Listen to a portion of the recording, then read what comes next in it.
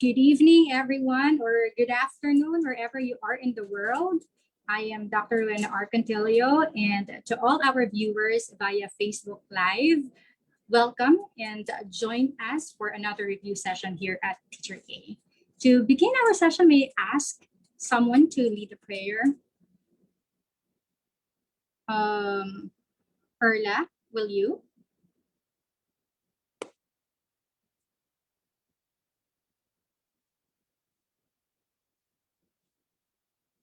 Erla.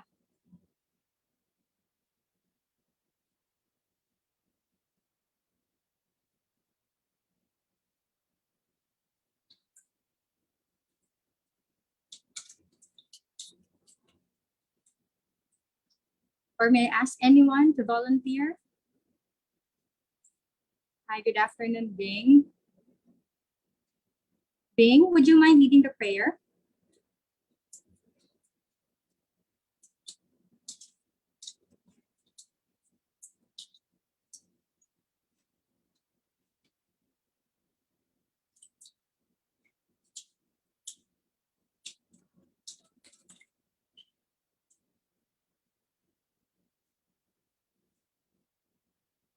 Hello.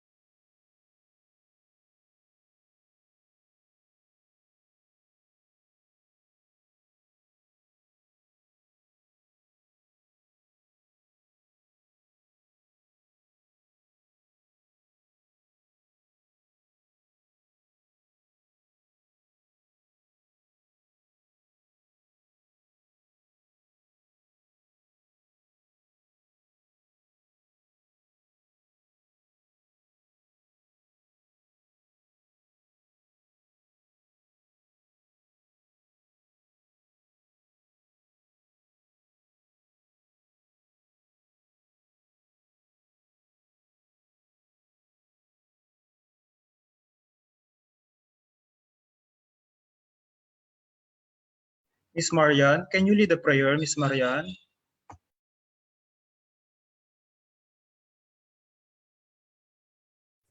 Yes po, sir. Good evening po. Yes, good evening, Miss Marian. Can you lead the prayer, please? Yes po. Okay, Let us thank bow you. down and let us feel the presence of the Lord. Let us bow down our heads in the name of the Father, the Son, the Holy Spirit. Amen.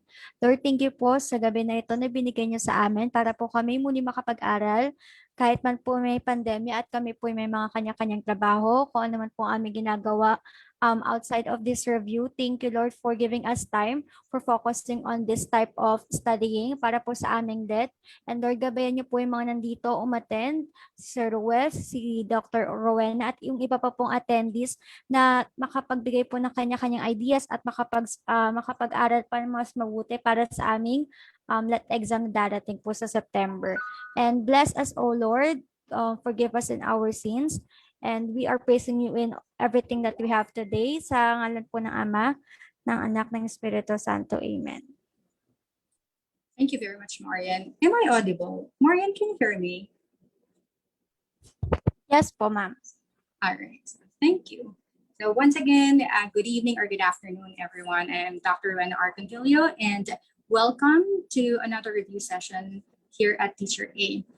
Previously in general education, I discussed English on a surface level, or I only deal with the subject matter in basic terms. But for the purpose of majorship, expect us to dig deeper into details or discuss English language learning and teaching in a more in-depth manner.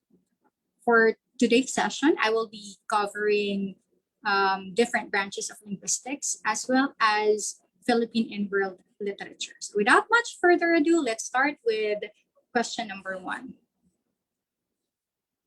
Okay. This pertains to the formation of sounds of the language. Letter A, phonology. Letter B, semantics. Letter C, morphology. Or letter D, syntax. What is the correct answer? Okay. Type your answer in the chat box. Let me also check answers of our participants via Facebook Live.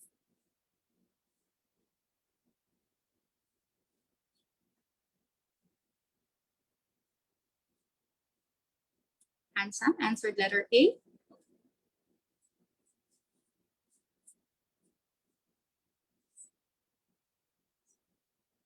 Okay.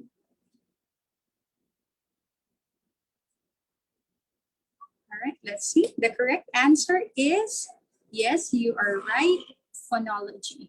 All the given options are branches of linguistics, and let us review what each branch deals with.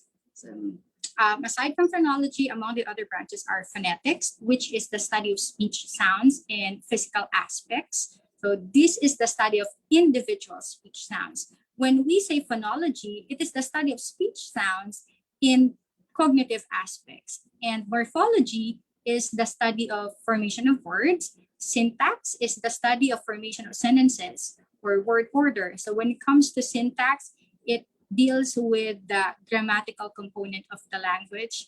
And semantics is the study of meaning, the denotative or literal meaning of words. While the last one is pragmatics, which refers to the study of language use or the study of context in which language is used. So you may be asked different questions pertaining to the different branches of linguistics, and generally, those branches are dealing with specific component of the language. Now let's have the second question. Audiolingualism is a new language teaching approach that mainly focuses on blank. Letter A, syntax. B, structure. C, reading. Or letter D, pronunciation. What is the correct answer?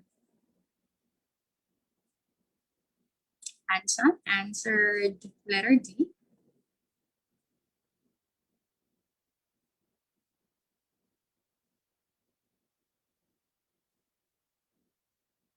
How about the others?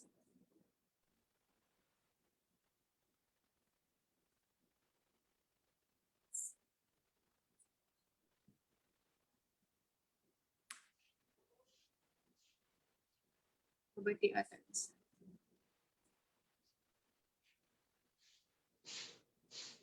I'm having a hard time viewing the comments in Facebook Live.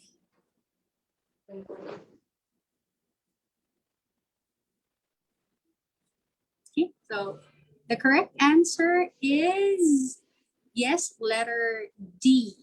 The cue or the clue in that question is audio lingualism. So say audio, that has something to do with pronunciation. So the succeeding questions we will be dealing with phonetics and phonology as branches of linguistics. Okay, question. Which among these words has the starting voiced TH sound? Hey, Lewis.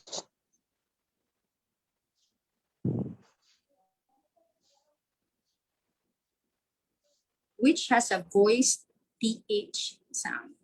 The TH sounds are common weaknesses of us Filipinos, and the sound could be classified as voiced or voiceless. Is it letter A?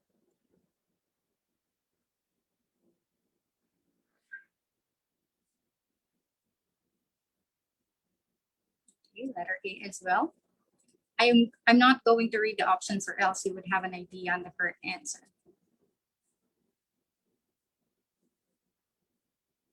I have discussed manner of articulation last review session in Gen Ed English. I've discussed voiced and voiceless manner of articulation. In this case, you were not able to give me the correct answer. The correct answer is letter B, these. I'll be explaining why letter B is the correct answer a little later. Okay, so as a point of reference, we need to take into consideration the phonetic alphabet or the International Phonetic Alphabet, commonly, or the acronym is IPA, wherein sounds in the English language or in a language is classified into three major ways. It depends on the voicing, manner of articulation, and place of articulation. So, all right, let's talk about voicing first. Sounds can either be classified as voiced or voiceless. When do we classify a sound voice and when do we classify it as voiceless? Right? If the sound creates vibration in your vocal cords when you produce it, that is considered as voiced. If there is no vibration as we produce the sound, the sound is considered as voiceless. Say, for example, okay, could you please do it with me? Put your hand or feel your necks or your vocal cords. So when we produce the sound b, b, can you feel vibrations in your vocal cords? Or the sound d, d, d. You can feel vibrations. Okay, g, g. So that's that is why we consider it as a voiced consonants or voiced sounds. On the other hand, we consider a sound voiceless if there is no vibration in the vocal cords when we produce it, like okay, you cannot feel any vibration in your vocal cords. So let's go back to the question on all right, let's go back on the question.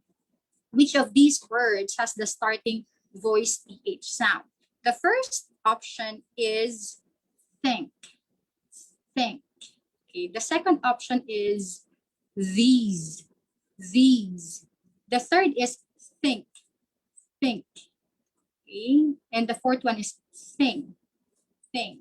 So in all the other three options, except for letter B, there is no vibration in the vocal cords when we produce it. So the correct answer is these. Okay. Right? Next. When we talk of place of articulation, it has something to do with where our vocal organs are placed or situated whenever we produce a sound. Let's say, for example, bilabial. A sound is considered bilabial if your upper lip is pressing against your lower lip. Like when we produce the sound bilabial, your upper lip is pressing against your lower lip. Same with the okay. Or the next one is labiodental. Okay, labiodental, it's given because okay, we made use or there's friction between our lips and our teeth. Like when we produce the sound represented by the letter F. Okay, as you can see, I hope you're doing it with me at home. When we produce the letter F, your upper front teeth is in contact with your lower lip. That is why it's considered as labiodental.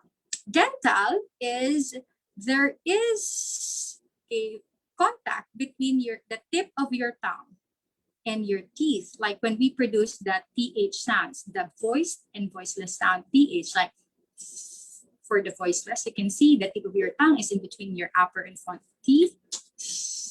Okay. And the voiced TH is z, z, z. So just the same thing. Alveolar is when the tip of your tongue is in your alveolar ridge. Try to produce the sound as represented by the letter T.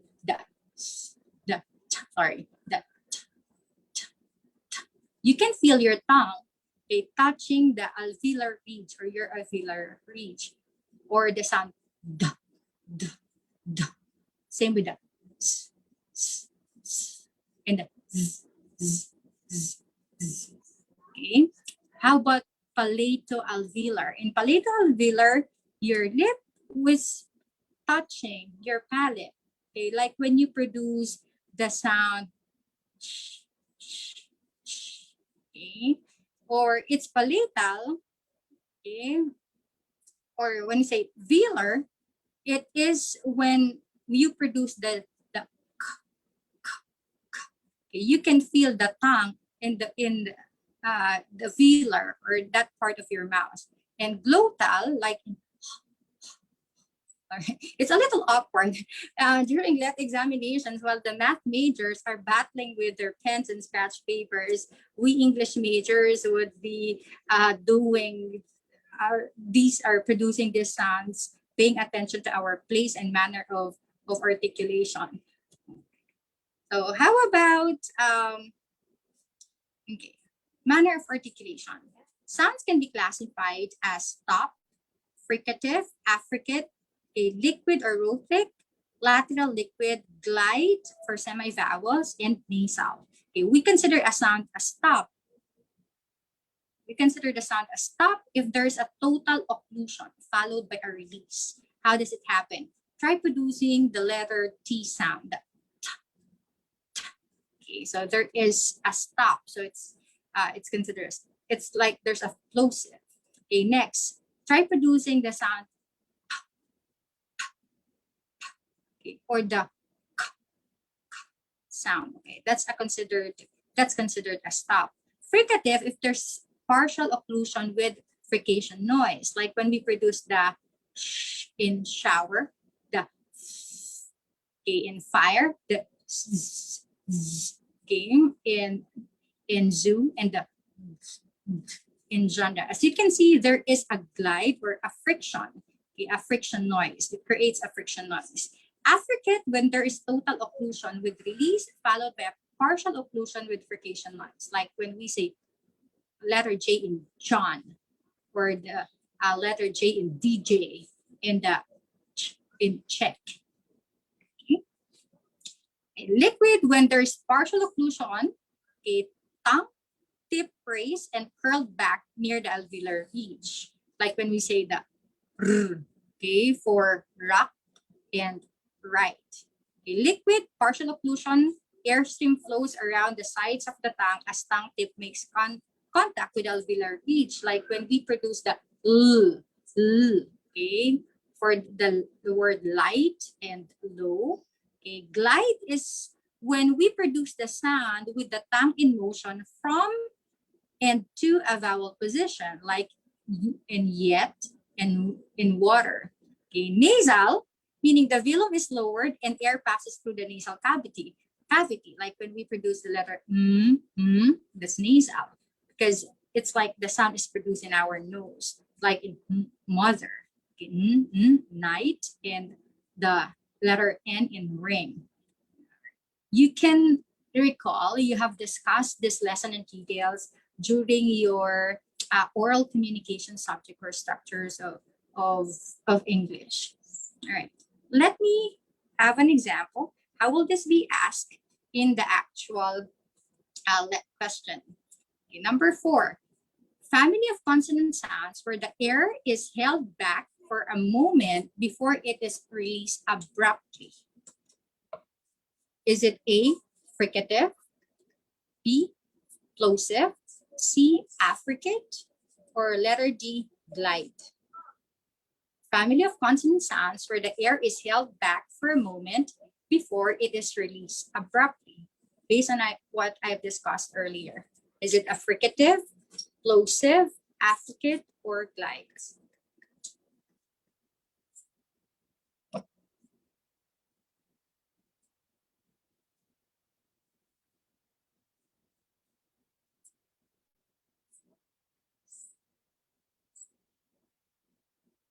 What do you think is the correct answer?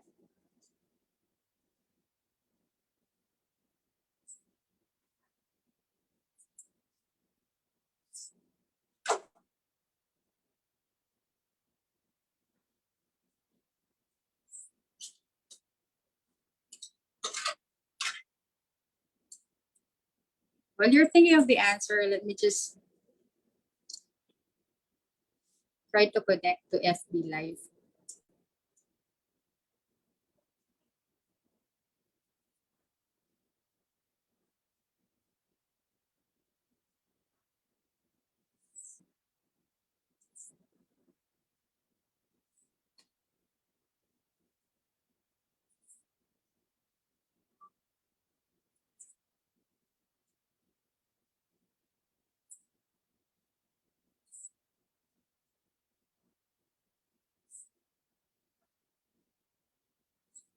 Okay, correct answer is letter B, plosive. Next question. Which among these words has the voiceless TH sound? I will not be reading the words so that you won't have a clue.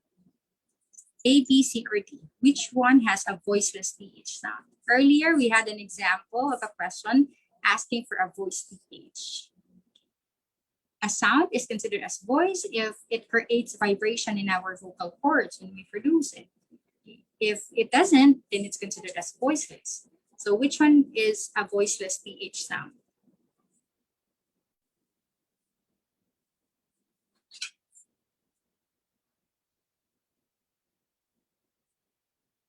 Type your answer in the chat box.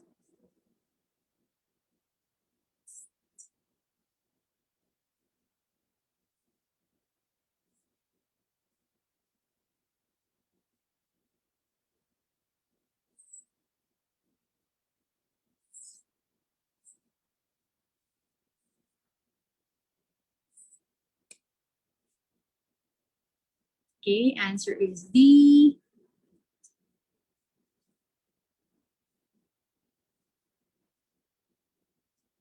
All right, correct answer is, I haven't seen the correct answer. Correct answer is letter B, myth. Why myth? Okay, let's produce or let's pronounce each word. The. Okay, it's voiced. Okay, myth, it's voiceless. Bathe, it's voiced. Gather, it's voiced. Here are just common examples of words with voiced or buzzing TH and voiceless or soft TH. Okay, voiceless TH include the words like thank you. Okay, I want you to feel your neck. Okay, as you can read this after me.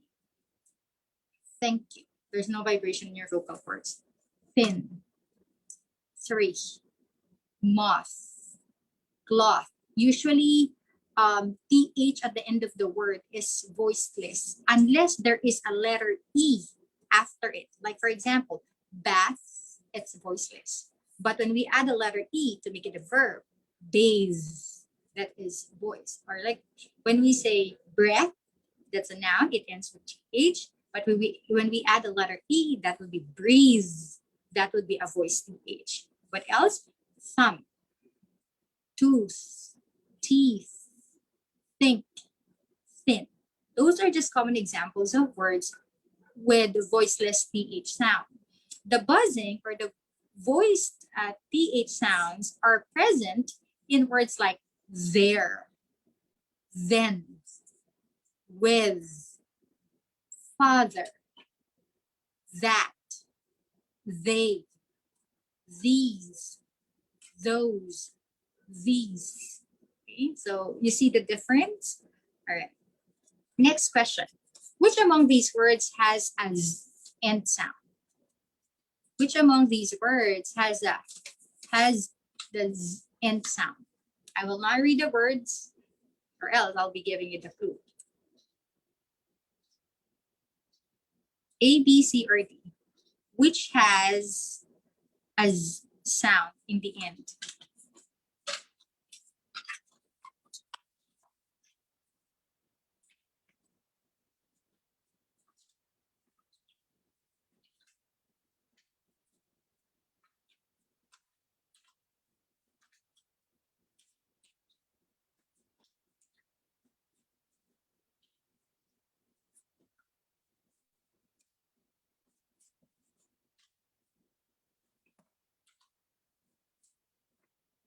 Only 2 had typed their answers. How about the others?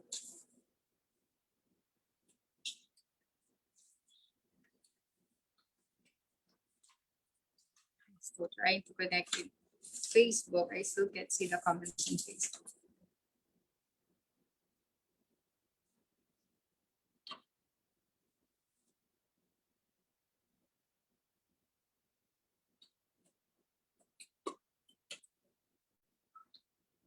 I can see you're getting the correct answer. Ariel, would you mind reading the options?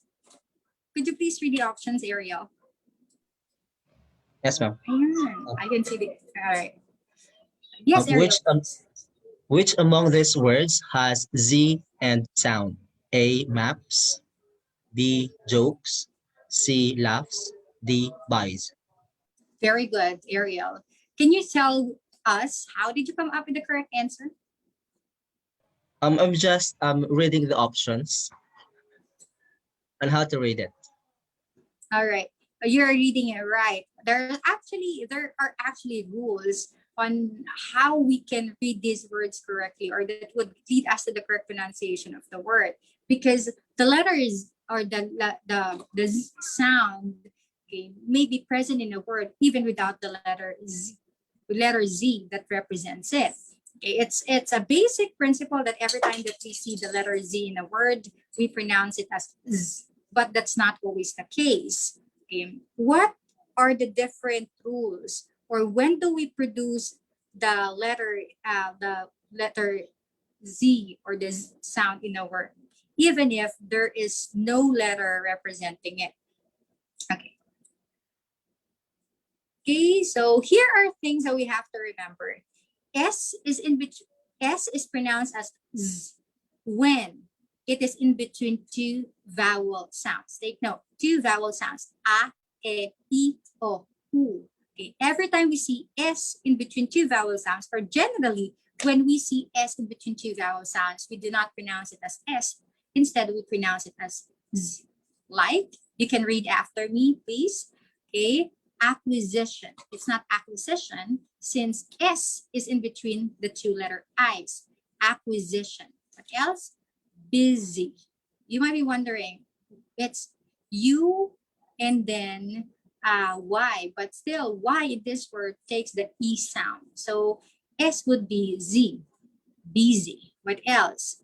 Cousin, dessert, desert, easy, incisor, liaison, music, poison, present, president, reason, reason, visit. Okay, S is when it's in between two vowel sounds that we pronounce as Z. What else? This is the rule why buys is pronounced that way instead of saying buys. As a rule, we use the suffix S to create plural of nouns and to inflect verbs for third person singular subjects. Okay, and we use S to indicate possession for nouns. So those are the three instances wherein we add S at the end of the word to indicate plurality, okay, to show that the action, third person action singular subjects, we add S at the end of the verb, and also we add S to pertain or to show possession. But those letter S is pronounced as S only if the consonant sounds before it, okay, are the represented by letter F, by letter K, and okay. If the word ends, or if the word wherein we add S ends with F, K, P, T, and the voiceless TH, we pronounce S as S. Okay. In other instances, we pronounce S as Z, like antics. Okay, antic end with the letter K. So when we add S, it's antics. It's still letter S. Okay, bishops. Bishop ends with a P. So when we add S, okay, it is as it is, bishops. Okay, creates. The last consonant sound is the T sound. So we add S, creates as S. Derricks, engulfs, gets. On the other hand, in all other word or letter combinations, S would be produced as Z at the end of the word, like ages. We don't say ages, it's ages. Else, days, buzzes, coaches, Judies, frogs, Georginas, holds. You see the difference? What else? In the first column, you see here words ending with F, K, P, T, and S. Like kicks, laughs, monoliths, cats, traps, unearths. Okay, so S, it is still pronounced as S.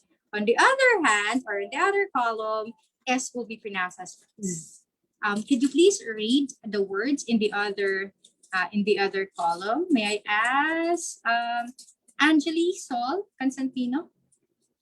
Angeli? Angeli? Yes, ma'am. All right, Yes, please po. read the words in the second column. Judges, Where judges, marshes, numerals, wait. All Peters, right, wait again. qualms. Angeli, wait, Angeli. This time you have to pronounce S as Z. Okay, because the rule says, Uh, okay, for any other consonant or vowels, S is pronounced as Z. Except for words ending with Okay. F, K, P, T, and the sound or voiceless T sound. okay, Go. okay po. Okay. Judges. Correct. Correct po ba? Okay. Yes, correct. Marches, numerals, Peters, qualms, runs, serves, watches. All right. That's it. That's the rule. Take note of the exemptions F, K, P, T, and the voiceless TH. Thank you very much, Angeli. Okay, next. Okay, that is not an absolute rule though. Opo. Yes, that is not an absolute rule though. Earlier we have mentioned that S in between two vowel sounds is pronounced as Z. Okay. But there's an exemption. Like if S is used as a noun, or if the word is used as a noun, S will retain its S sound. But if it is used as a verb, it would be pronounced as Z. Take note of this. Okay. Abuse, like when you say child abuse, okay, that's pronounced with S. But when we use abuse as an action word, as a verb, it's abuse because it's in between two vowel sounds. Like another one. Close, use an adjective when we say she is my close friend. But if you use it as a verb, please close the door. It will be pronounced with a Z sound. What else? Diffuse. If it's used as an adjective, we'll use the S sound. But if it will be used as a verb, like please, it is used to diffuse it. Okay, so that would be diffuse with a Z sound. What else? Excuse. If it's used as a noun, like this is my excuse letter, we pronounce it with an S. But if we are going to use it as a verb, like please excuse me, that would be with the sound. Okay, what else? House. If we will use house as a noun, like this is our house, that's with an S sound. But if you are going to use house as a verb, like the Manila Hotel is housing the international delegation, that would be pronounced with the letter Z or with the Z sound. Okay. Use, if it's used as a noun, letter S, like when we say this is for personal use. But if you are going to use it as a verb, then that would be with a Z sound, like please use this for the good. So take note of that. Earlier, I pointed out that S in between two vowel sounds would be pronounced as Z.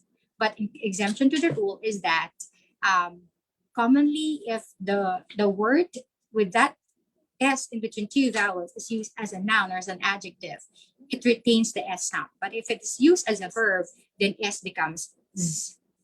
Okay, what else? We also produce the Z sound for words with letter X in the middle, like Alexander. We don't say Alexander, but we say Alexander. What else? Example. What else? Exact. Exaggerate. Executive. Exist. Exude. Exotic. Exhaust. Exhibit. Okay? The same thing with words starting with the letter X, like when we say xanthan, xenolith, xerography, xylophone. Okay? So take note of that. Right? Let's continue with number 7. Okay? Which of the words below has the Z sound? I will not be reading the options.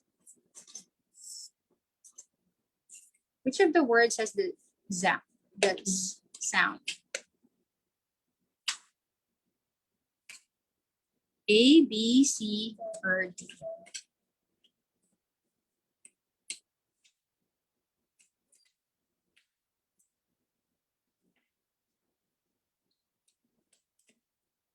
Okay, what's the correct answer? Joycel asks, Joycel Pasqua asks, how about cousin? Cousin is cousin. Why? Because it is a noun. Commonly, we apply the S in between two vowel sounds pronounced as Z if it's used as a verb, cousin. Okay. All right. Majority answered letter D. That's correct. Letter A is ships, B, shore, C, she. Letter D is leisure. Next. Which of these words has a T and sound? I will not be reading the options. A, B, C, or D. Which has the T and sound?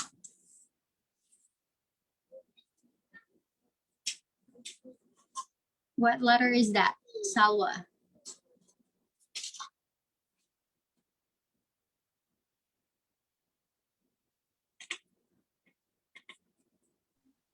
A. Yeah, that's correct. Letter A. Okay. Letter A is praised, B, mailed, C, judged, D, needed. The ed at the end of the verb could be pronounced in 3 ways. It could be pronounced as, there's a delay. Okay, it could be pronounced as id, it, or the d. When do we produce ed as t, or as t, or as d, or as id? Okay, here are the things that you have to remember. Okay, for id, okay, if the base verb ends in one of these sounds, if the base verb ends with letter T and letter D, then it would be pronounced as it, like wanted, ended. Okay. Take note of those 2 letters, T and D. If, okay, we'll be applying again the principle in voicing. If the verb base or the base verb ends with these letters, unvoiced or voiceless letters,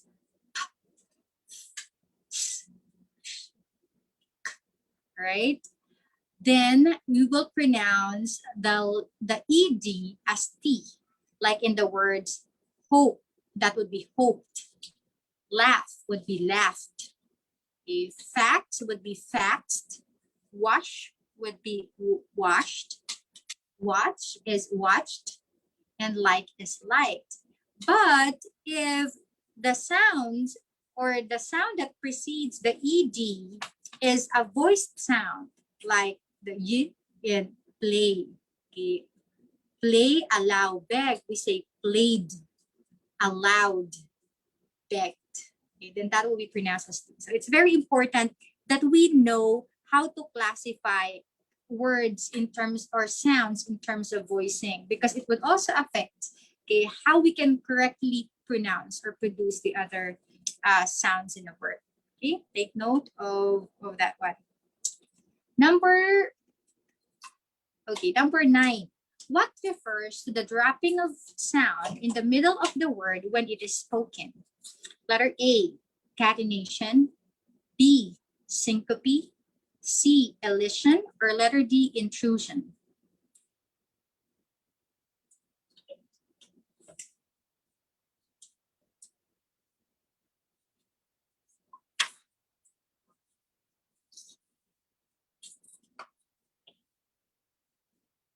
What's the correct answer? This refers to the dropping of a sound in the middle of the word when it is spoken. A, catenation. B, syncope. C, elision. D, intrusion.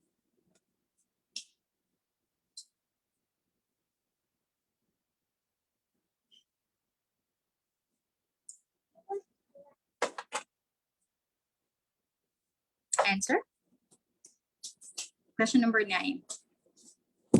Ariel answered B.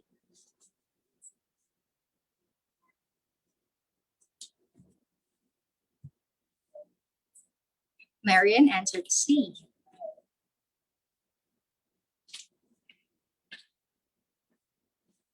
How about in Facebook? Angelo answered D.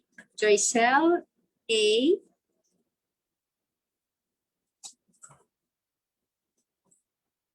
Okay, Salwa answered D. Okay, no idea. Cindy Queen. The correct answer is syncope. What is syncope? A syncope is a traditional term in linguistics for a contraction within a word through a loss of vowel sound or letter, as demonstrated, for example, in casual pronunciation of camera. Okay, we don't say camera, it's camera. Okay. Family should be family. Favorite is favorite. Memory is memory.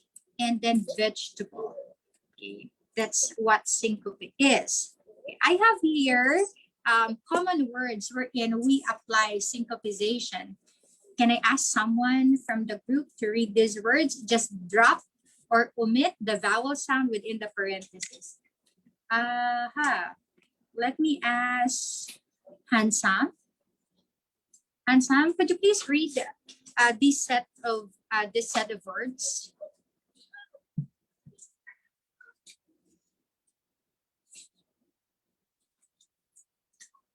Hi, Ernesto, watching from Cagayan Valley.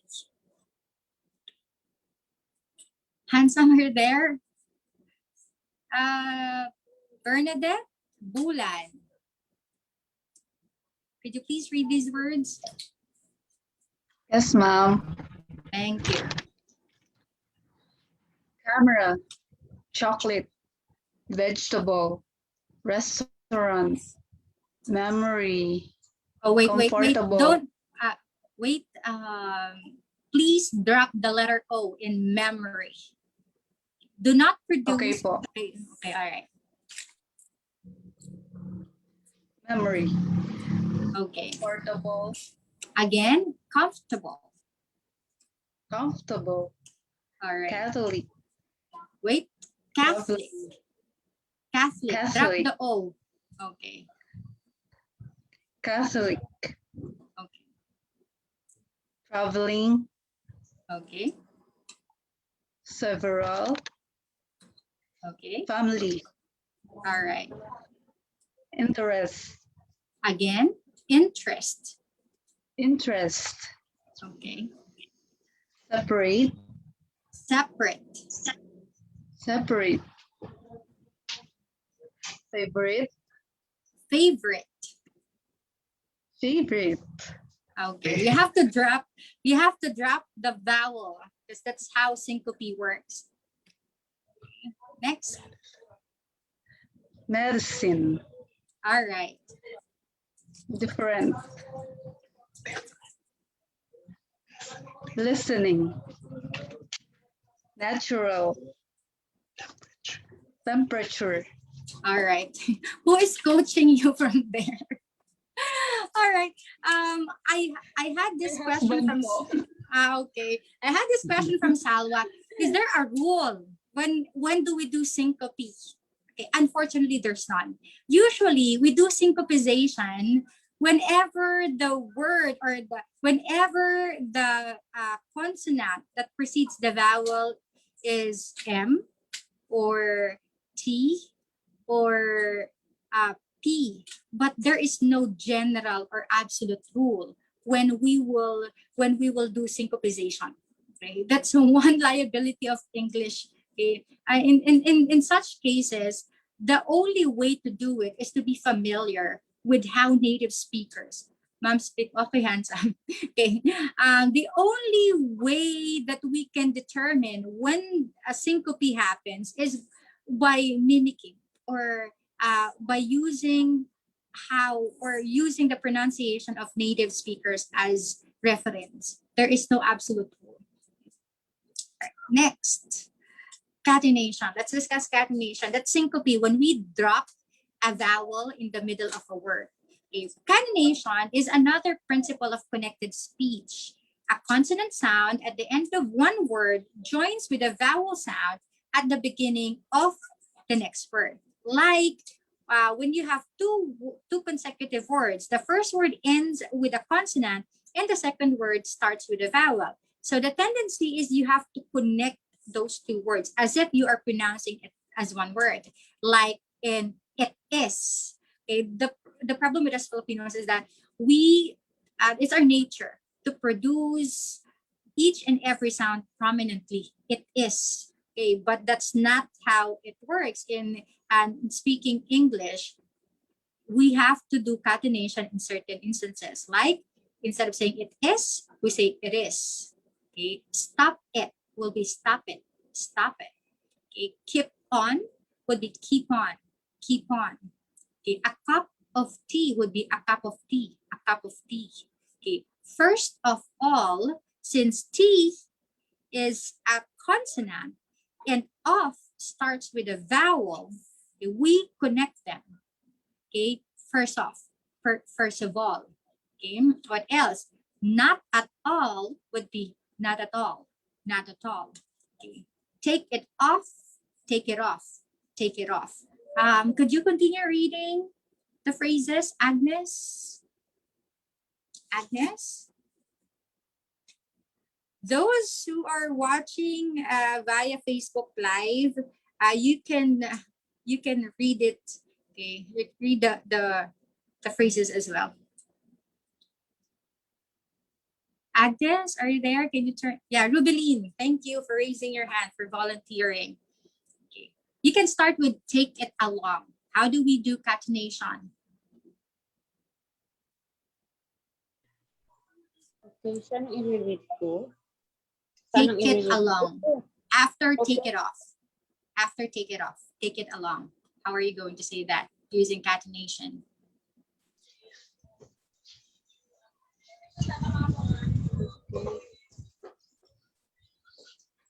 I-read. I can see it. Is it too small? Pardon me, ma'am. Okay. Please start with take it along. Start with take it along. How are you going to read it using Okay. catenation? Take it along. Take Okay, it away. again. All right. Okay. Take it along. Take it away. Take it out. Put it off. Okay, again, Pick it- put it off. Put it off. Put it off. Okay. Put it off. Pick it up. Work Pick out. it up. Sorry, pick it up. Okay. Work out. Think of it. Speak English. Look at it. Look at Leave it. it alone. Look at it. Okay. Leave it alone. Let him in. Best of all. Back in a minute. And look it up. All right. Thank you very much. Okay. Again, reminder. All right. Thank you. Reminder, we do catenation if the first word ends with a consonant and the second word starts with a vowel. So instead of producing it as two separate words, it would sound as if it's just one word. Like Again, instead of saying stop, stop it. Okay, you connect P and the I, stop it, stop it. Okay, or when we say work out, it's workout, workout. All right, that's coordination. How about intrusion? Okay, take from the word intrude. When two words are said together, an extra sound is sometimes placed between them in order to make them easier to say. Like for example, when you say you are, okay, it's as if we will connect them. Okay, it's as if there is a W that would appear in the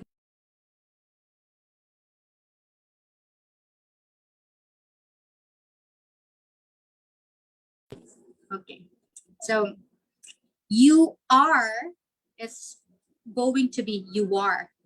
Go out is go out.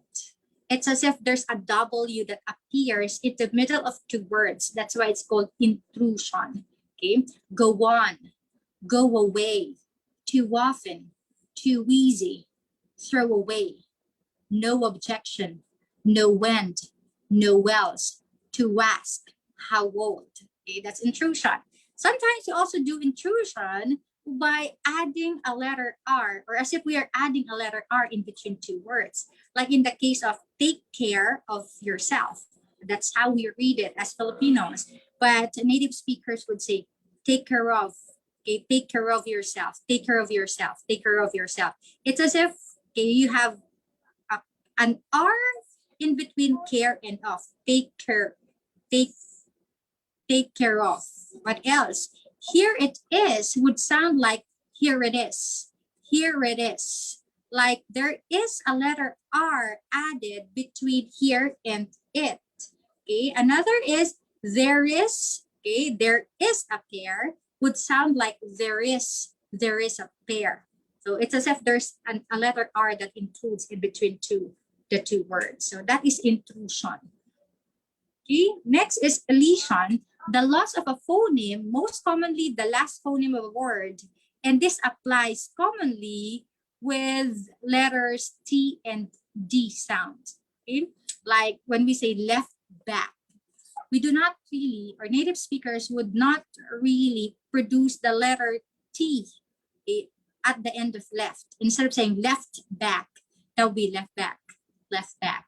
Instead of saying stand by, stand by, stand by. Instead of saying looked back, it's look back, look back. Or instead of saying I must go, it sounds like I must go, I must go. So that is elision. There is a loss of phoneme, especially okay, if the word ends with the letter T and letter D. And these things that we're talking about, syncope, catenation, intrusion, elision, those are the different principles of connected speech. All right, let's have the next question. Number 10. What is the biggest hindrance in learning a second language? Letter A, grammar. Letter B, structure of language. Letter C, imagery. Letter D, cross-cultural issues. What is the biggest hindrance in learning a second language? A, grammar. B, structure of language. Letter C, imagery. Or letter D, cross-cultural issues.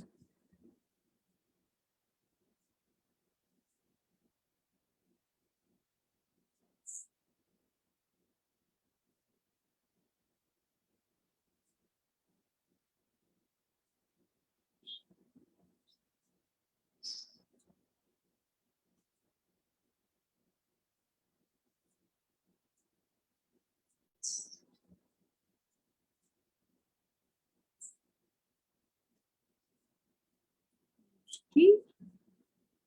How about those at home? What's your answer for number 10? What's the biggest hindrance in learning a second language?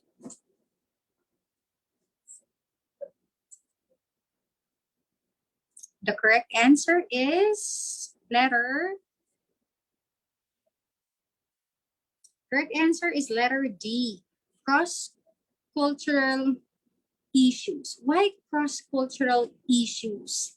You have to remember that language and even literature is tied to a certain culture. It's culture bound.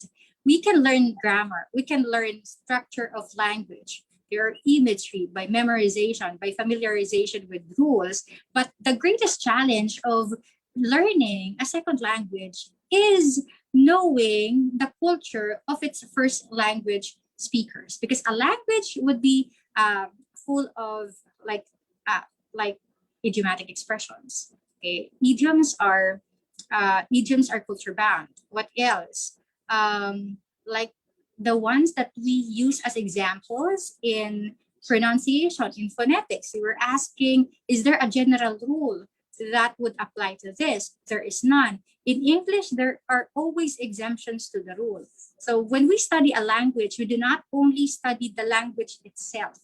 We also need to understand the culture behind the language. Rubeline, you were raising your hand. Would you like to ask a question?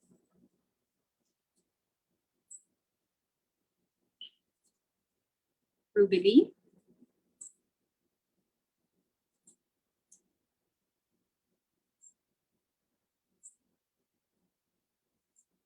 Did you press the raised hand button by accident?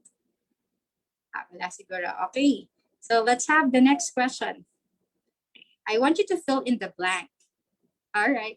Okay. This seat work is difficult for Paul and blank. Letter A, myself. Letter B, I. Letter C, me. Or letter D, himself. This seat work is difficult for Paul and blank. Myself, I, me, himself.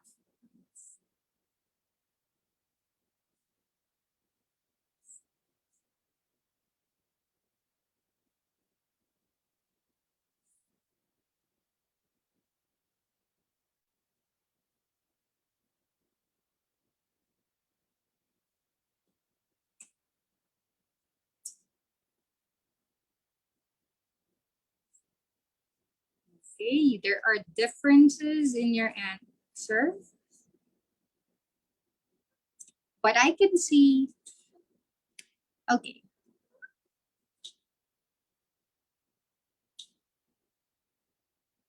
What's the correct answer?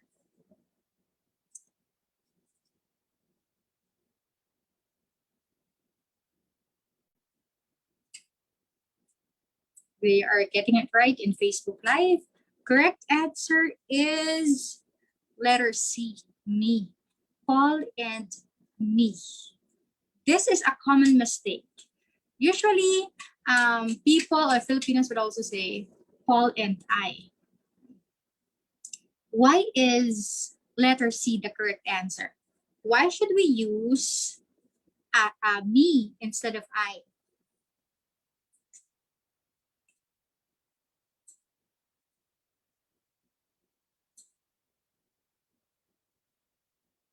Anybody?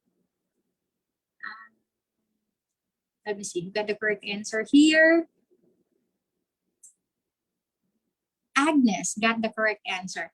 Agnes, why did you answer me instead of myself, I, or himself?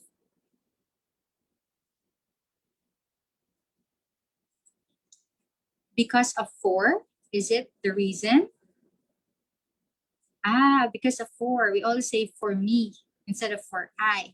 All right. It's awkward to say for I.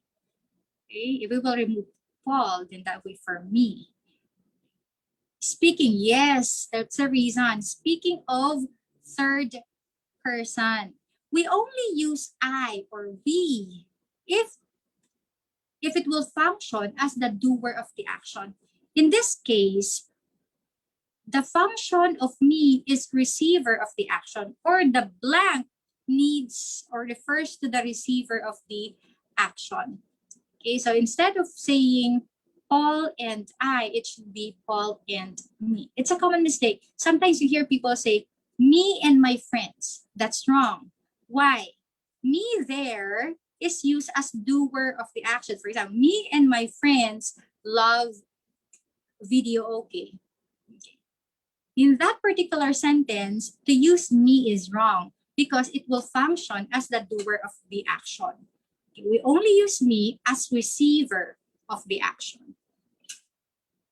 Okay, in that case, it should be my friends and I. Next. The sentence, the child cried when his toy car got broken, follows the blank pattern. A, N, INV. B, NLV adj. C, N, TRV, N. Or letter D, N, ENV add. Or let me complete it. Noun, intransitive verb for letter A. B, noun, linking verb, adjective. C, and transitive verb and noun. Letter D, noun, intransitive verb, and then adverb.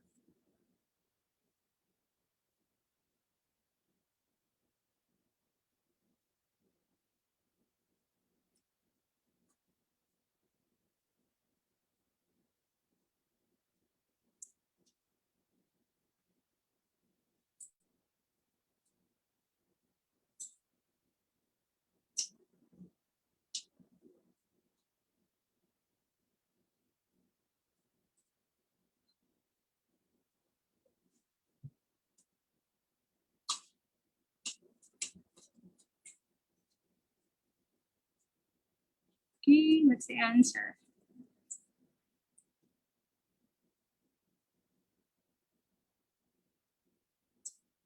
Students here in Zoom are getting the right answer. You must be very good in sentence patterns. How do you pronounce your name? Kanya. The last one who answered, Kanya. Hindi ko tuloy matanong. Ang hirap i-pronounce ng pangalan eh. Okay. The correct answer is D. Can someone explain why letter D?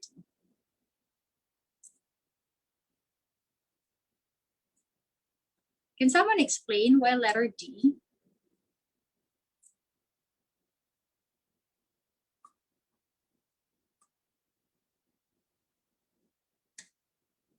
Someone explain why letter D?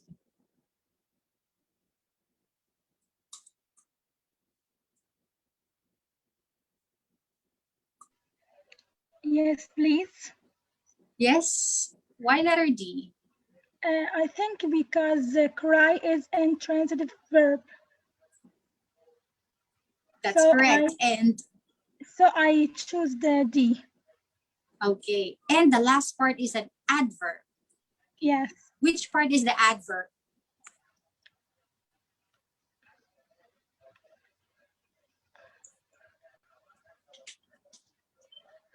That's correct. What is what is an intransitive verb? It doesn't need an object. Very good. Okay, an intransitive verb is a verb that does not need an object. A transitive verb requires an object to complete the meaning of a sentence. Okay, let us evaluate why letter D is the correct answer. Okay, the child, child is your noun. Okay, cried is your intransitive verb. It doesn't have an object. The object answers the question to whom or what. Okay, there's no word that answers to whom or what. Instead, the next part says, when his toy car got broken. It answers the question when. Okay, it's an adverb of manner. It's an adverb of time. So the correct answer is noun, intransitive verb, and adverb. Okay. Let's have a review on the basic sentence pattern. In this case, we refer to noun as subject. In more general terms, the first part of the sentence is S instead of in. Why? The subject of a sentence is not always a noun. Pronouns could also take the role of a subject. Okay, let's start with SIV. Okay, that's the shortest sentence that we can construct in English. SIV. A subject plus intransitive verb or a verb that does not need an object, like the earth trembled. Okay, Earth is the subject. Okay, that's a noun. The noun phrase is the earth.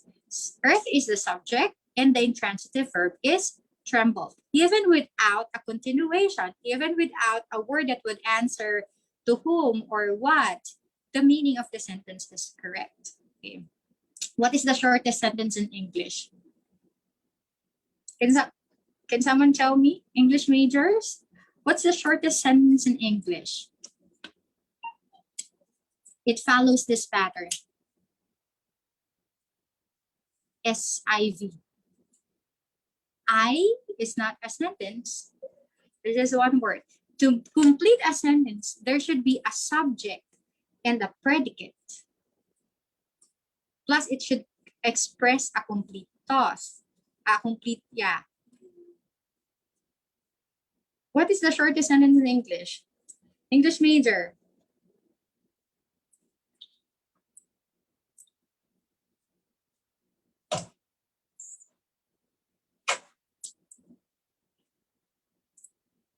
That's the second shortest sentence, I am. I am itself is a complete sentence. You have a subject and a verb, but there is a shorter one. The shortest sentence in English is go, period. Why? What's the subject? When someone tells you go, what is the subject? Yes, you. It's an understood subject. You go. Go itself. Go. For example, go exclamation point. That itself is a complete sentence. There is a subject, you, which may not be mentioned in the sentence, but it's referring to the second person or the person whom you're talking to. And then go is your intransitive verb. Okay. Next, we have the S. Okay, TVDO pattern. STVDO, that stands for subject, transitive verb, and then DO is direct object. It answers the question whom or what. Like the earthquake destroyed what? The city. So destroyed there is your transitive verb, and the object of the verb is the city. It answers the question what. The next one is the SLVC pattern. SLVC, that stands for subject, linking verb, and complement. A complement could be in the form of a noun or an adjective. Okay. Subject, the result, linking verb, was. The be verbs usually function as linking verbs. We have is, are, was, were.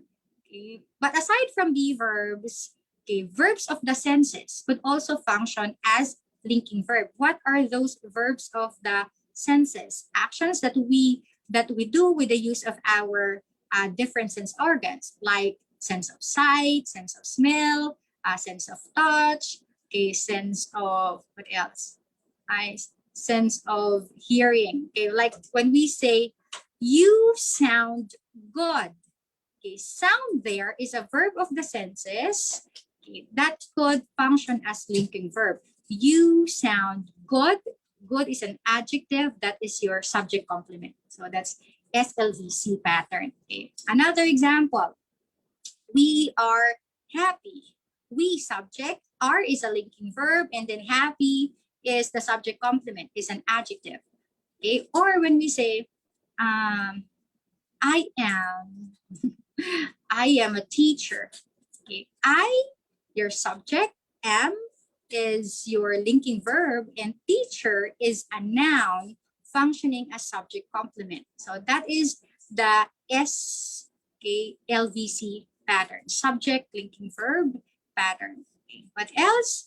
We also have the STVIODO pattern, subject, transitive verb, indirect object, which answers to whom, for whom, to what, for what, and then you have the direct object.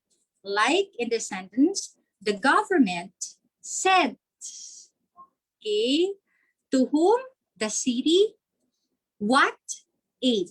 So the government subject, sent is your transitive verb, and then your indirect object is the city, and the direct object is aid.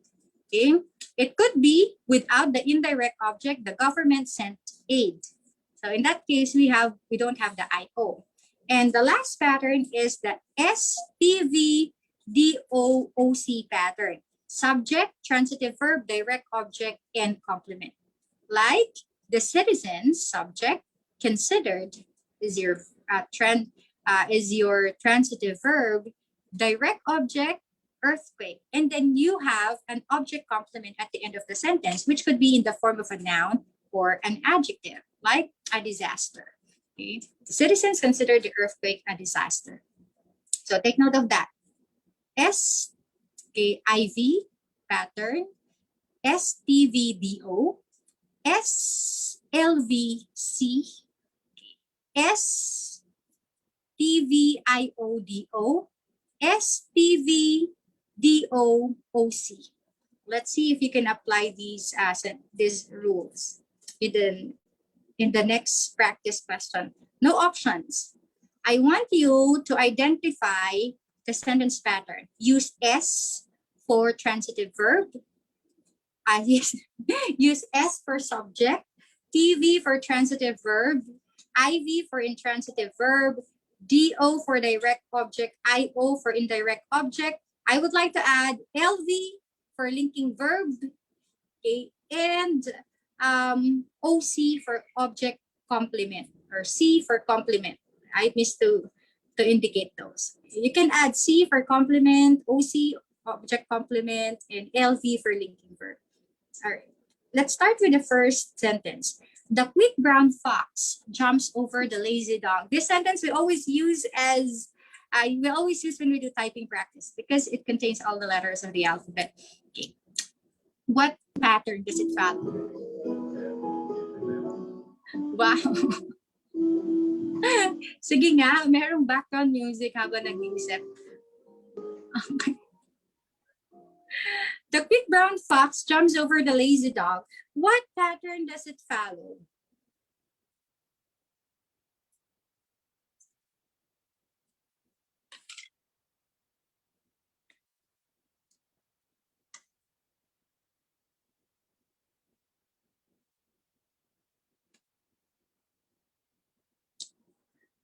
Salwa, you have to make it complete. Here are your options. Ay, sorry. Sorry, I provided the correct answer. The correct answer is STVDO. Why STVDO? What's the subject? Let's remove the modifiers. The subject is the fox, correct? The fox. What is the transitive verb? Jumps over. Okay, jumps. Yes. And jumps over what? The lazy dog. The lazy dog is a noun that serves as the object. Okay, jumps over what? The lazy dog. That makes is subject, fox, transitive verb, jumps, and what? The object is the lazy dog. STVDO.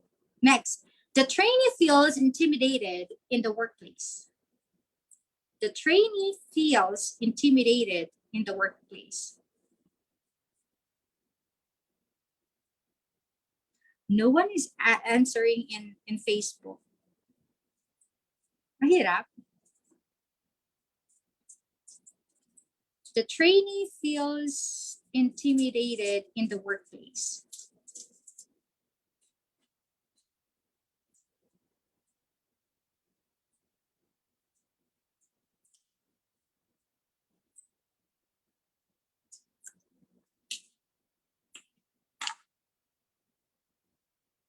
We can give you the correct answer. Tell me the pattern. Ang makakabigay daw ng correct answer, libre na ng enrollment sa Teacher A Online Review Center. Libre ni Sir Ruel. STVDO. Okay. S.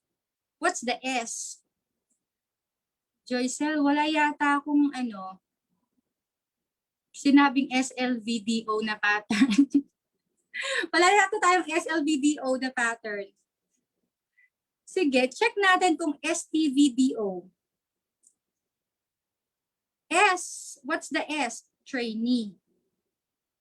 Feels, transitive verb ba yun? Ano yung object? Does intimidated answer the question to whom or what? Hindi, di ba? Ano siya? What part of speech or what lexical category is intimidated?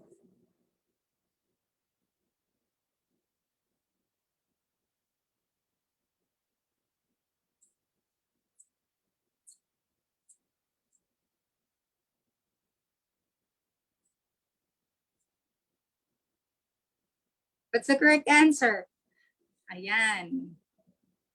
Alam niyo na kung ano pa ang mas bibigyan ng time to review. Correct answer is SLBC. Why? Subject is trainee.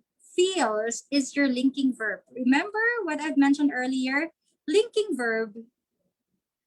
Okay, linking verb could be in the form of a be verb or verb of the senses. Okay, ano ba yung mga verb of the senses?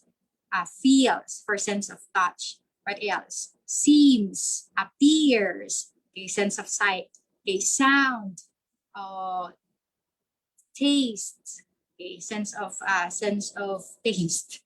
All right. So a subject feels there function as linking verb. It's a verb of the senses. And intimidated is an adjective. Okay, so complement. Remember, complement could be in the form of a noun of an adjective. So it's SLVC. Right. Next. Spare me my dignity. Spare me my dignity. What pattern does it follow? This is a little more challenging. Mahirap ba ang sentence patterns? Nag-major in English kayo. Okay. Usama. Yes, what question?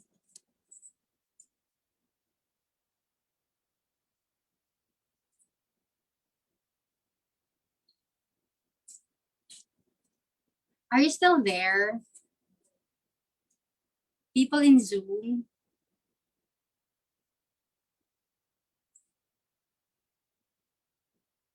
In the workplace, adverbial modifier of place. Yes, it answers the question where.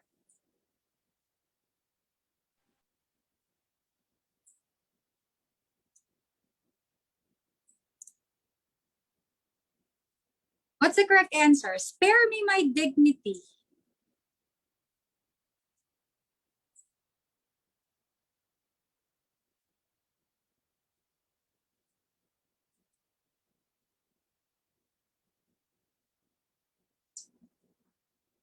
Walang sumasagot. Mahirap. Okay, let's start.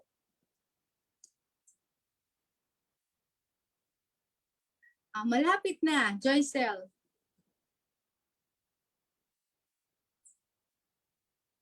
Sorry, Osama. I want to answer the question, but I cannot understand. Correct, Joycel. The subject is you. It's an understood subject. Yan, I saw the correct answer. S, who answered that? Okay, Salwa got the correct answer. Kaso nawala, kulang, Salwa. What kind of verb? Yes, imperative. Okay, you got the correct answer. What kind of verb? You gave Imperative. me, all right. So the correct answer is transitive. A transitive verb. Yes. The subject is you. You spare me my dignity. So it's an automatic subject. That's your S. The transitive verb is spare. Spare who? Me. That's the indirect object. What is to spare? My dignity. So that would be STVIODO pattern. Okay. Last one. Okay. Last one. We elected him class president because of his speech. We elected him class president because of his speech.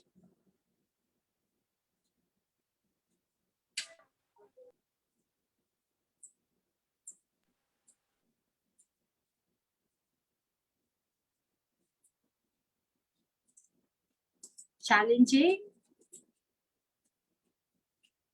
For sure, there will always be an item in your examination that covers sentence pattern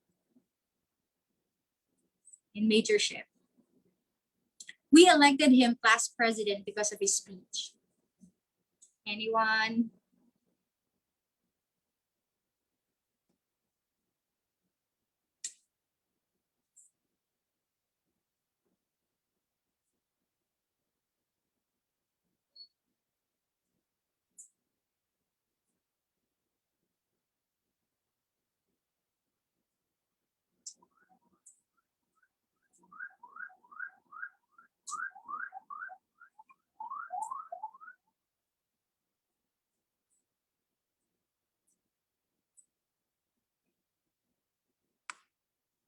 Okay. Okay, sumobra pa. May complement pa sa dulo. But yes, the correct answer is STVIODO as well. Subject is we. Transitive verb is elected. Who? Him. That's the indirect object.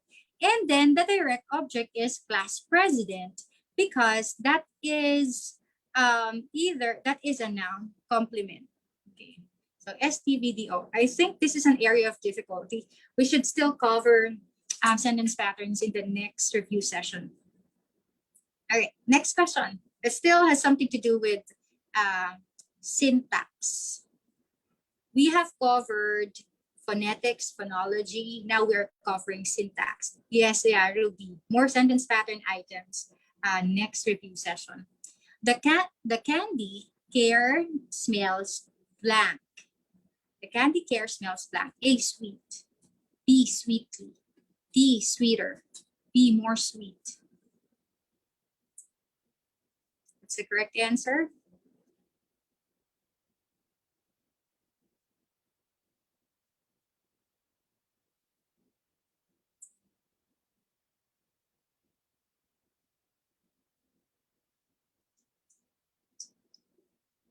Okay. It's a little confusing between A and B, but the correct answer is letter A. Why sweet? Okay. Let's go back to sentence patterns. The candy is your subject. Candy care, it's your subject. Smells here is a linking verb. It's not a transitive verb, okay, or intransitive verb. It's a linking verb. It's a verb of the senses. Smells what? The complement could be in the form of the adjective or adverb, adjective or noun. So we choose an adjective. Okay, sweet. So the correct answer is sweet because it follows the SLVC pattern. Subject, linking verb, smells, it's a verb of the senses. And then the complement is an adjective. So that's sweet. Sweetly is an adverb. Okay. Next, number 14. The laborers are so happy that blank now reaping the fruit blank efforts. A, there, and there, they sound the same. Okay, just choose.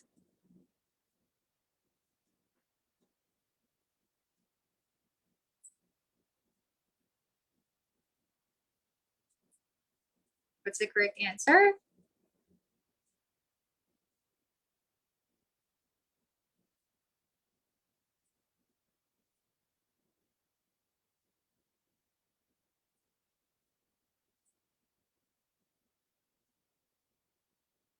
The correct answer is letter A. Their contraction of they are happy that they are reaping the fruit of their efforts. Sorry, it's a typography. The fruit of their efforts. Next, the family blank.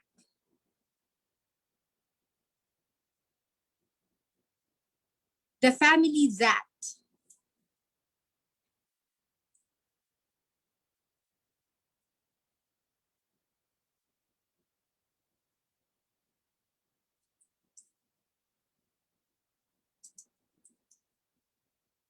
The family that blank together, blank together. This is, ayan. Okay, erratum. The family that blank together, blank forever. Correct answer is letter A. The family that prays together stays forever. You might be wondering why. Although we often hear this, okay? Why prays and stays?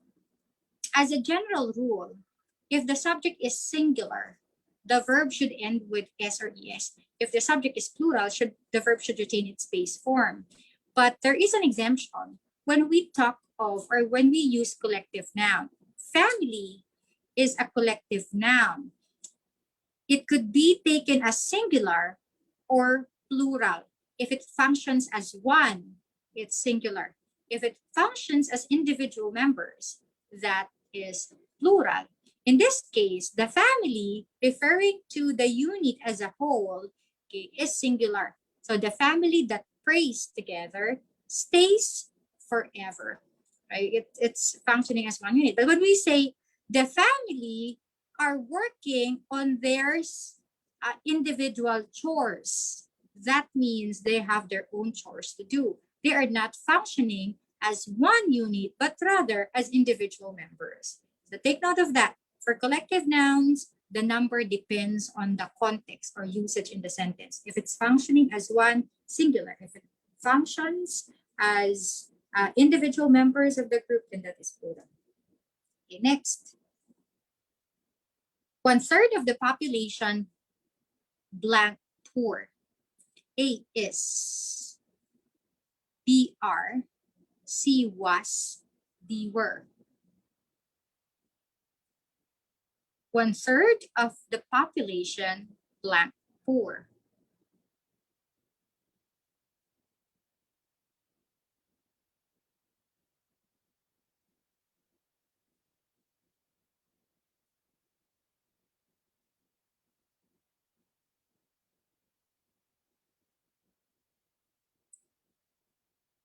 Correct answer is 1/3 of the population is poor. What is the rule behind this? It's still subject and verb agreement. 1/3 fraction can be singular or plural depending on the noun attached to it.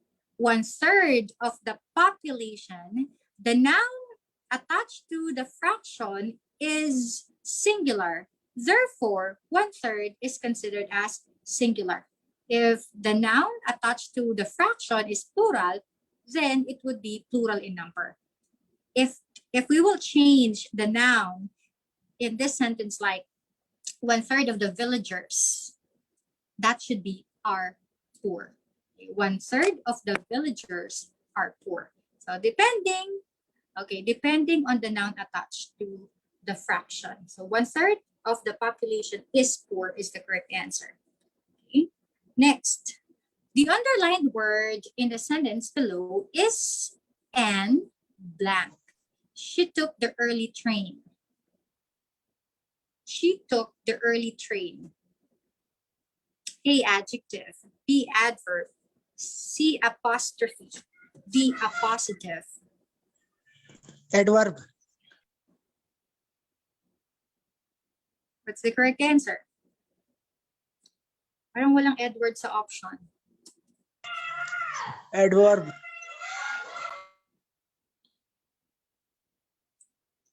The correct answer is yes, letter A, adjective. It's a little confusing because early can be used as an adjective or adverb. Adverbs of manner usually end with L. Why? Okay. She took the early train. In this case, early modifies the train. It describes the train. What is the rule? Adjectives modify nouns and pronouns, while adverbs modify verbs, adjectives, or other adverbs. Okay, in this sentence, what is being modified? The train. So early, that's an adjective. But if it will be, she took the train early, you are modifying the verb took. In that case, early would be considered as adverb. Okay. Next, Mario, my older brother, fathers their good-looking and smart children. The underlined word functions as blank. A, noun. B, verb. C, an adjective. D, a possessive.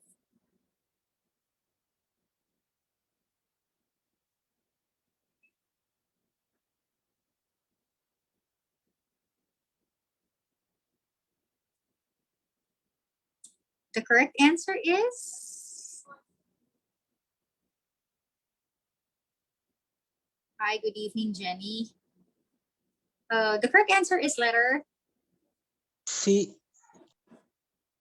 Is that an adjective? The correct answer is letter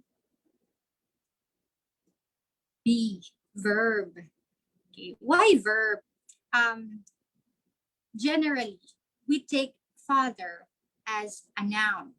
Okay. It's a common noun. But in this case, father is used as an action word.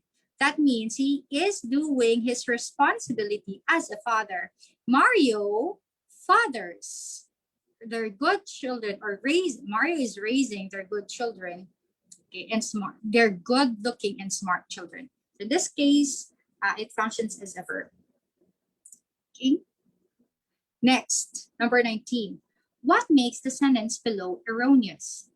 I have written a letter yesterday. A, yesterday is wrong. B, have. C, a. Letter D, letter. What makes the sentence below erroneous? I have written a letter yesterday. A, yesterday. B, have. C, a. D, letter.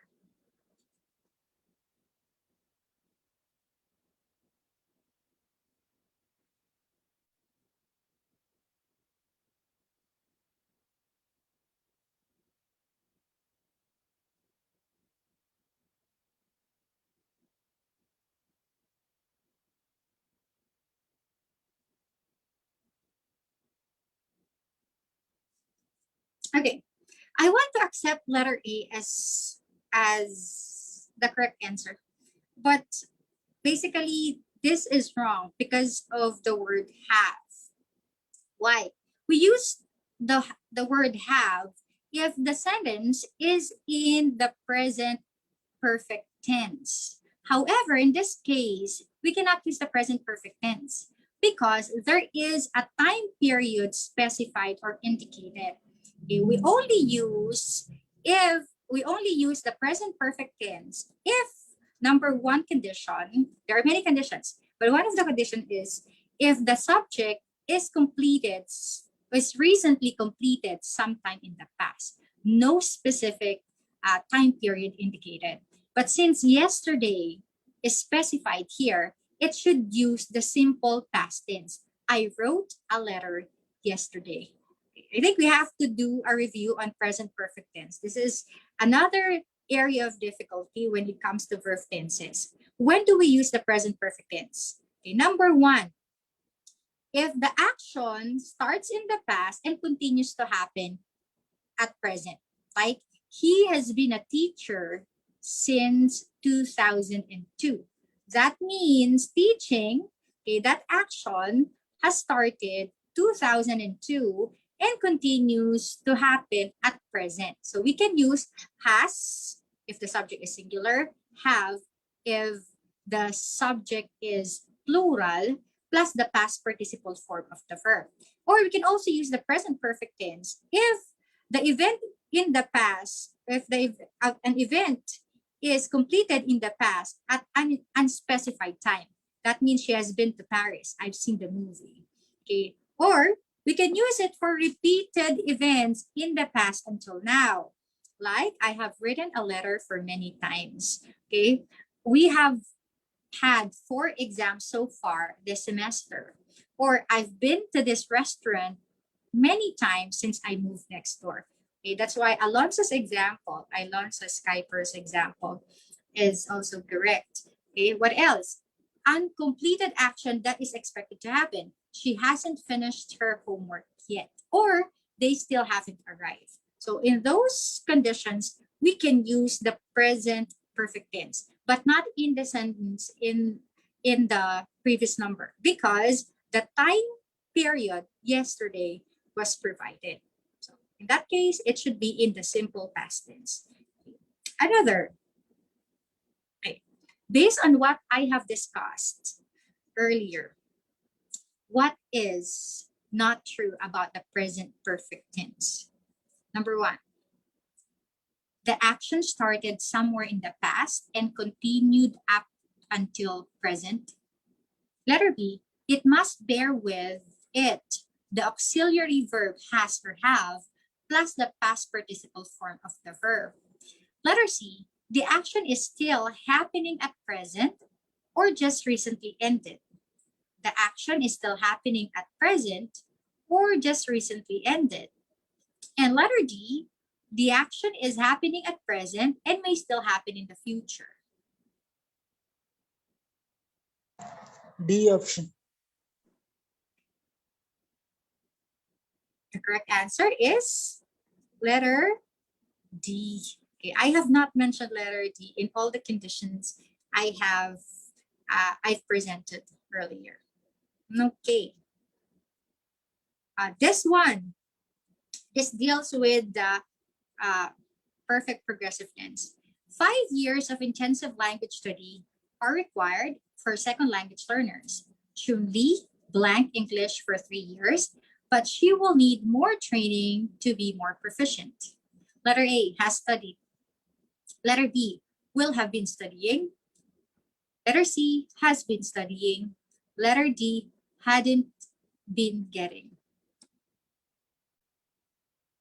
Will have been.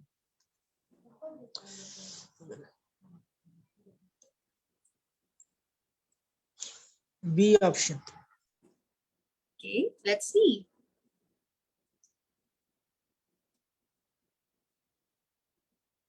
People in Facebook, what's your answer? B option. Challenges? B option is correct.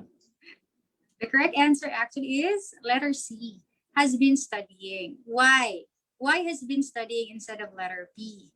Because the action is in progress. It started sometime in the past, is still in progress at present, and will persist or will continue to happen in the future. In that case, let us review the present perfect progressive. For the present perfect progressive, we use again has or have, depending on the number of the subject, plus been, and then the verb in the ing form. Okay. When do we use this present perfect progressive?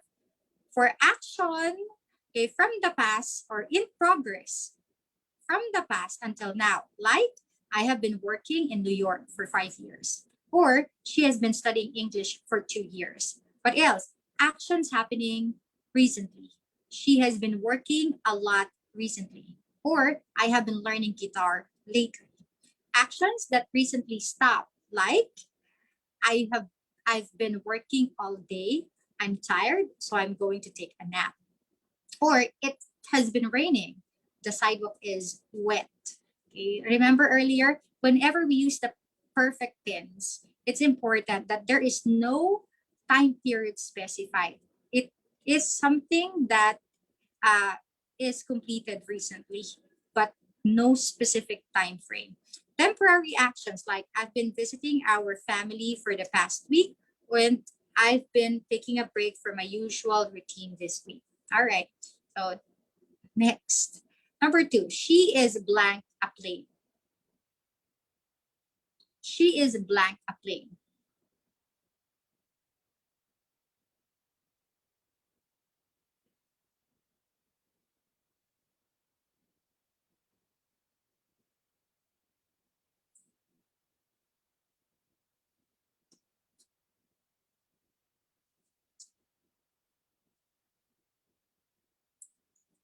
Okay.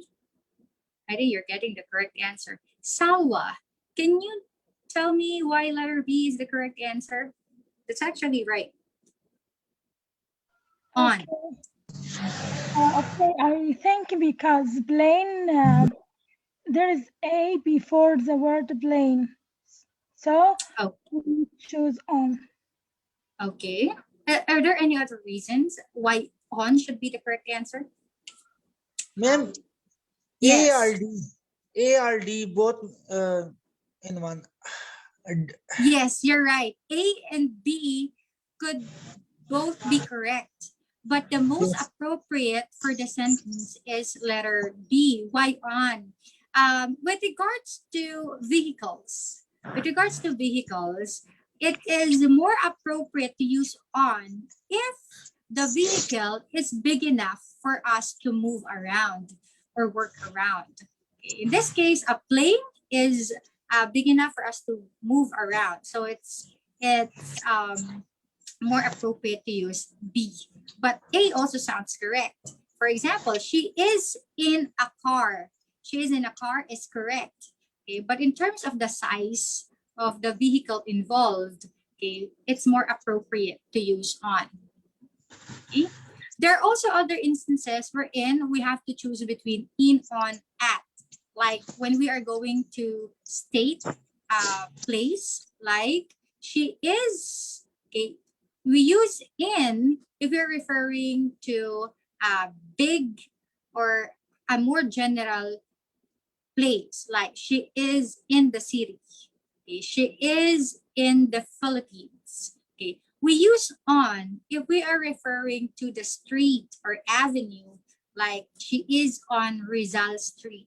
She is on 5th Street. We use at when you are giving the specific place. That involves the complete address, like she is at Block 1, Lot 75, okay, Ginger Street, blah, blah, blah, blah. If you're giving the complete address, then we use at. But in this case, we are referring to vehicles. Okay? It matters the size of the vehicle. All right. Next question. What conversation maxim seems to have been violated in the following example? This one you covered in your stylistics and discourse subject. The conversation goes like this. How well was the licensure exam or the LET? Letter B, well, the proctor is of my former college professor. Letter A, is this a violation of the maxim of quantity? Letter B, violation of the maxim of quality. Letter C, maxim of relation. Or letter D, maxim of manner.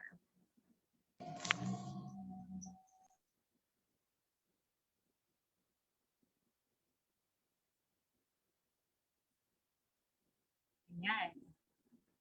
You're getting the correct answer, people in Zoom. The correct answer is letter C, maxim of relation or maxim of relevance. We also call it that way. What are these maxims? Okay. Sorry, typographical error. That should be maxim of relation or relevance. All right.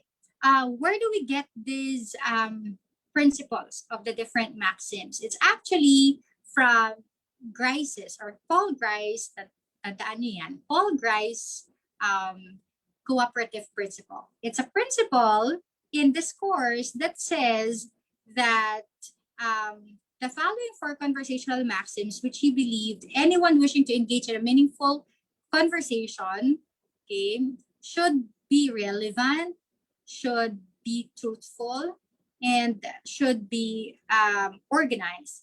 So we have, Paul Grice introduced the 4 maxims that are very important for us to have a meaningful conversation, or if we want to participate in a meaningful conversation. The maxim of quantity says that in a conversation, you should say no more or no less than needed. So it's quantity. If you add too much, you are asked one question and you give too much details, okay, too much or a lot more than necessary, you are violating the maxim of quantity. Or when you are asked something and you give so little detail, you do not give sufficient information, then you violated also the maxim of quantity. The maxim of quality says that in a conversation or in a discourse, we should be truthful. That means we should always give honest answers, or we should not talk about something that we are not 100% sure or we are not knowledgeable about. So that's a maxim of quality. The maxim of manner says or has something to do with how we deliver the message. So we should not be obscure. Okay? We should not be ambiguous. We should be instead brief and orderly. So it means it refers to our organized manner of delivery. And the maximum of relevance, simply put, you have to be relevant. You have to talk or you should respond accordingly to a question. Ma'am, I am giving the CSS exam. All right. So in this case, the person was asked, how's the licensure examination? And the answer was, the proctor was my former professor. It tells about the professor, it tells about the proctor, but it doesn't tell about the licensure exam experience. So the answer was irrelevant. It violated the maxim of relevance. Okay, next. Based on what I have discussed, how would you evaluate the situation? It was Anna's first job interview. She was so nervous that she did a lot of beating around the bush to explain her point to the interviewer, who gave her a perplexed look. Dramatic. Evaluate the situation with reference to the cooperative principle. Letter A, Anna violated the maxim of quantity. Letter B, Anna violated the maxim of manner. Letter C, Anna flouted the maxim of relevance. Letter D, Anna flouted the maxim of quality. To help you more in answering, let me just explain flouting and violating. Okay, when we say violation, there is no intention on the part of the participant in a conversation. Like you were able to give a wrong answer, you violated the maxim of relevance because your answer has nothing to do with the topic. It was unintentional, so that's a violation. But if you do something on purpose, okay, that is a flouting. Like in the case of, let's say, a girlfriend asked her boyfriend about a certain topic or where were you last night? And then instead of just telling one answer, the specific answer, the boyfriend gave so much answer, so much details. That's a flouting of the maxim of quantity. Okay. Perhaps the guy is trying to hide something. So instead of just giving a specific answer, he talked about or he gave so many details. That's flouting. It's intentional. It's done on a purpose. Okay. Otherwise, if it's unintentional, that is just a violation. Okay. What's the correct answer? Anna? Oops. Let me go back to that. Okay, the correct answer is, I did not provide the correct answer. All right, the correct answer is, okay, ayan. Anna violated the maxim of manner. It wasn't done intentional. It could be because she was so nervous that she was not able to organize her thoughts and deliver it accordingly or orderly. So it was a violation of the maxim of manner. Correct answer is letter B. Okay. All right. This is another challenging item. Which type of logical fallacy is demonstrated by this argument? It is essential that we reject the proposed changes to the company's insurance plan. If we don't protest against these changes now, we'll soon end up with no health coverage at all. A, is it slippery slope? B, red herring? C, straw man? Or letter D, circular reasoning? Which type of logical fallacy is demonstrated by this argument? It is essential that we reject the proposed changes to the company's insurance plan. If we don't protest against these changes now, we'll soon end up with no health coverage at all. A, B, C, or D?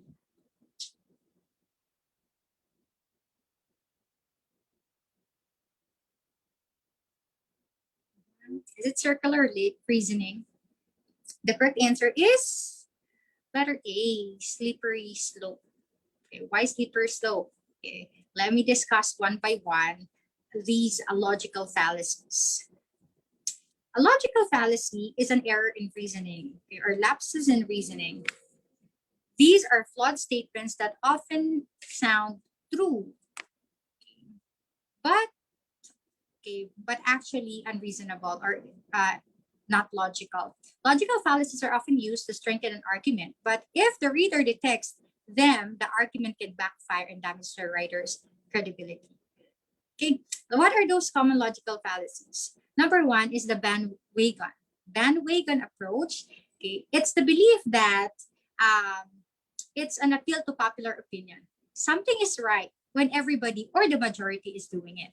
Like, it must be cool because everyone is doing it. That's a bandwagon approach. 90% of computer users choose Macs.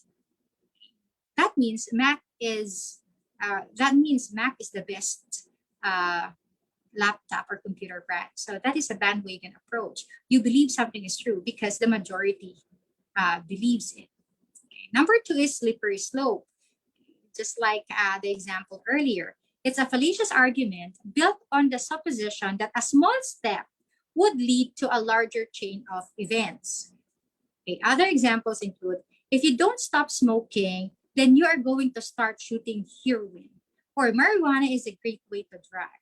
So you build an argument, okay, on a small step or in a small detail, and then you try to predict or claim that it would lead to even worse situation. So that's slippery slope.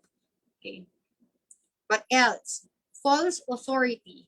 Using a celebrity or authority figure's name to support a case which is not really his or her expertise. Like, Katy Perry thinks the killer should be pardoned. Katy Perry is a singer. She is not a person of authority to decide or evaluate this matter.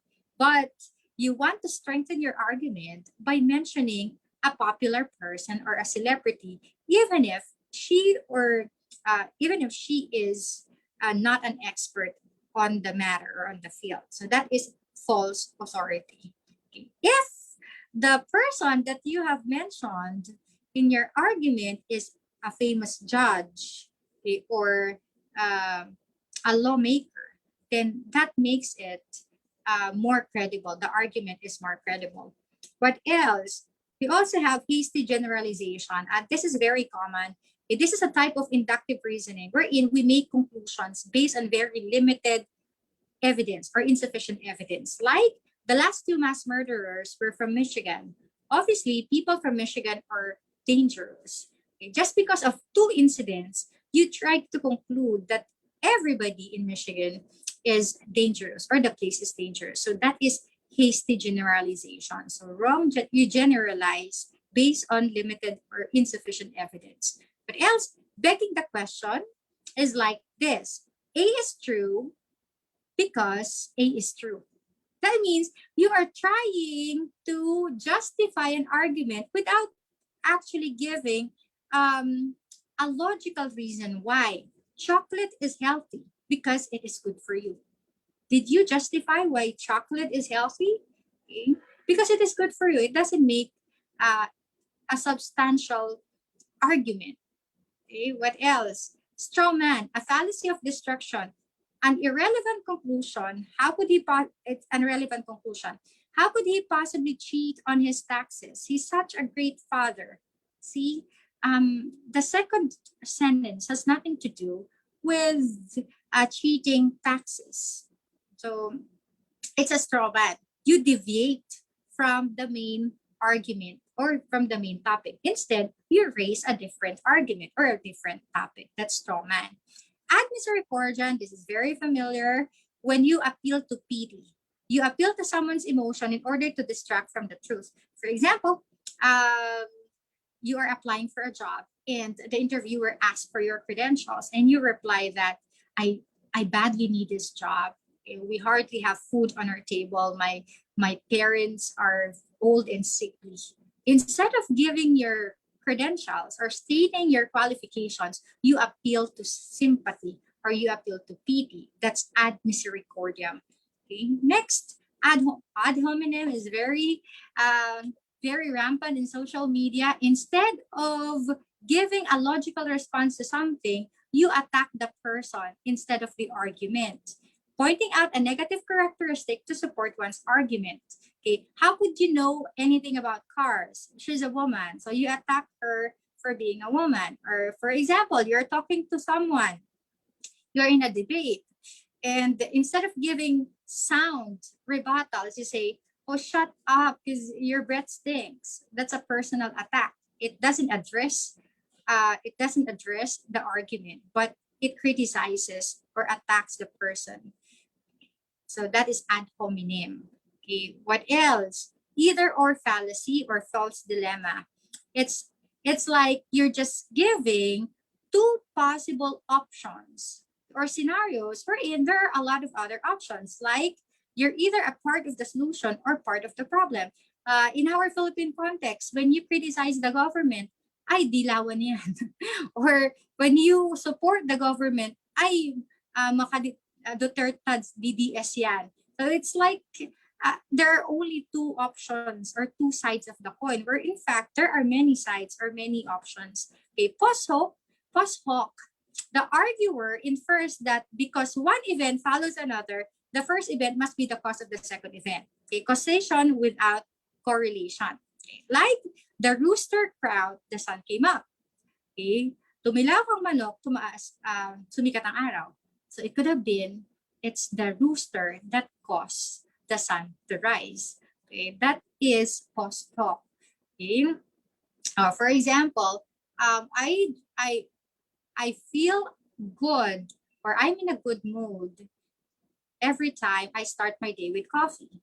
Therefore, coffee gives or causes my good mood. So that's post hoc. You try to infer that because only one event follows another, then that event is the cause of it. So post hoc yun. Okay? So let's recap, ha? I gave the correct answer. All right. Which type of logical fallacy is demonstrated by this argument? We shouldn't force the 75-year-old man go to prison for his crimes because he has cancer and is very ill. He's in pain and should spend his last years with his family instead in a cell. A, ad misericordiam. B, bandwagon. C, begging the question. D, post hoc. Correct answer is, I think you've seen the correct answer, is ad misericordiam. Appeal to pity. Instead of giving reasons that would prove the innocence of the old man, of the 70-year-old man, you appeal to pity, saying that he can't go to prison, he's sick, he should be spending the last years of his life with his family. So appealing to emotion, ad misericordiam. Bandwagon, again, popular opinion, just because everybody is doing it, it is right. Begging the question, A is A because of A. That means you are not giving, you are just beating around the question. You are not giving a sound reason for the argument. Okay, and post hoc, just because A happens before B, you believe that A caused B. Okay. Let's have another one. Which type of logical fallacy is demonstrated by this argument? Either you are with us or you are with a terrorist, spoken by former Vice President Dick Cheney. A, ad hominem. B, strawman. C, hasty generalization. Or letter D, false dilemma. What's the answer? charge my phone. What's the correct answer?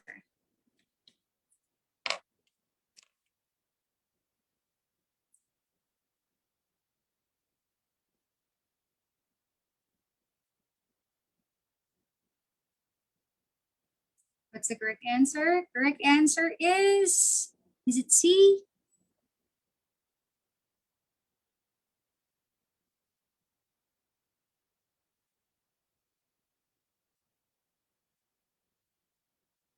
Correct. It's not hasty generalization. Correct answer is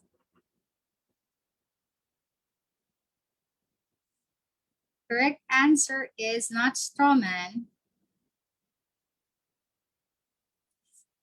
It's actually false dilemma, either or. It's like there are only two sides of the coins. You're only stating two possible options wherein there could be many sides of the coin, many other possibilities. So that is false dilemma or either or argument. Okay, let's have another one. Okay, that's the that's the end of logical fallacy. Okay. It's 8:02. Okay, we were not able to finish all the review questions. Okay, we'll do so in the continuation of our review session for English majorship. Okay, so that concludes our 2-hour review for today. What we have covered is not even the tip of the iceberg. English language learning and teaching is a very vast, okay, body of knowledge. And there are still so much to cover, so many details to discuss, and so many topics to review. So I hope that you will, okay, there's still so many topics to discuss.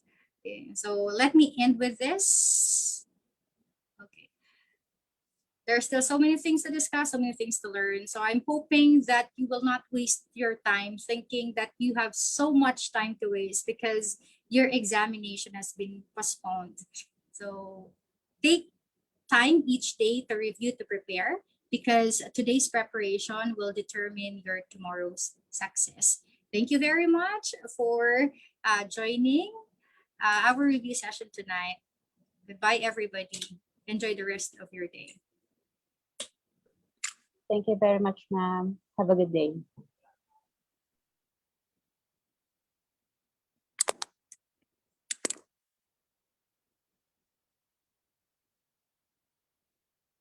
You're welcome, Ruby.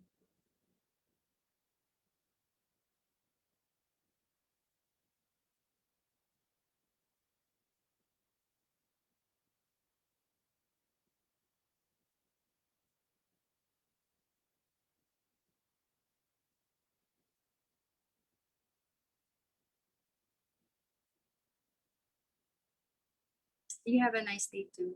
You're welcome.